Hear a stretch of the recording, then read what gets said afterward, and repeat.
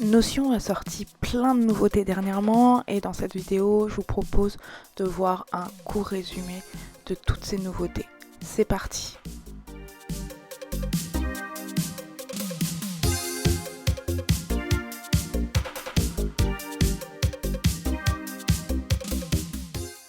On va commencer avec la vue partagée. Donc c'est une vue qui vous permet de savoir comment vous voulez ouvrir vos pages. Donc dans le menu de configuration, vous pouvez choisir d'ouvrir votre page soit avec un aperçu littéral, soit avec un aperçu centré ou alors en pleine page. Comment ça fonctionne? Il vous suffit simplement de cliquer sur ouvrir et en fonction de la configuration que vous aurez créée, vous allez pouvoir ouvrir la page avec l'aperçu souhaité.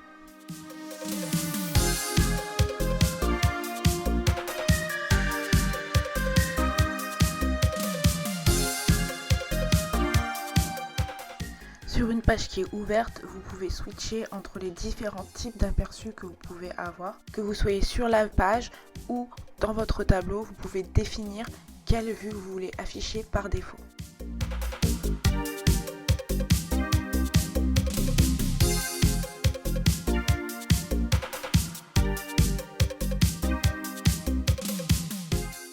Ensuite, on a les modifications directement sur la vue Kanban.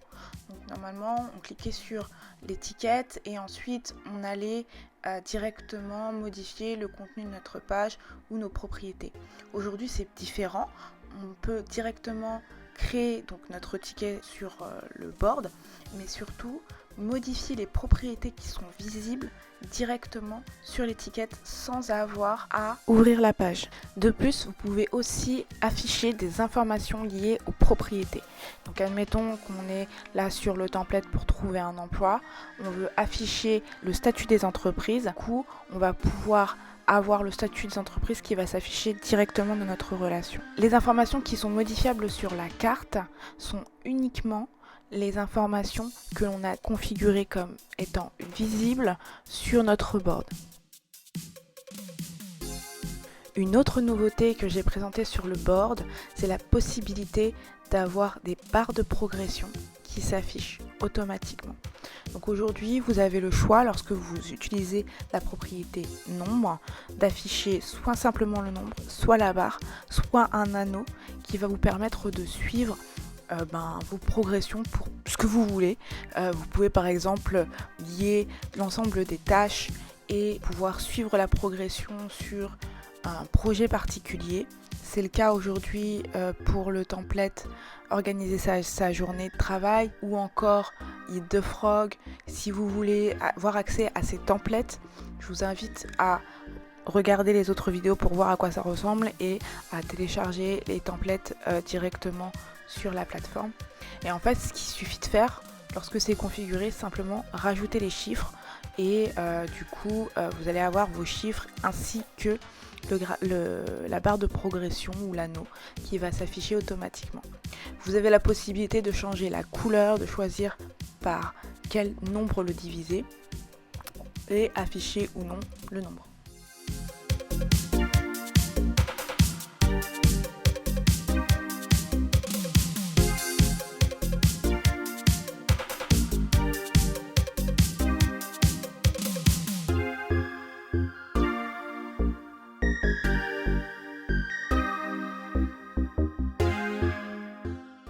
Ensuite, on a une grosse amélioration au niveau de la recherche.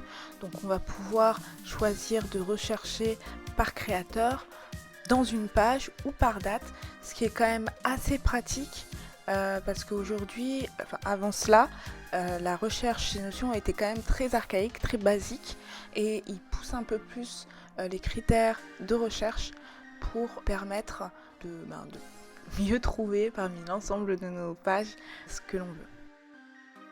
Enfin, une des dernières nouveautés qui est sortie ce mois-ci, c'est la possibilité de naviguer entre les images.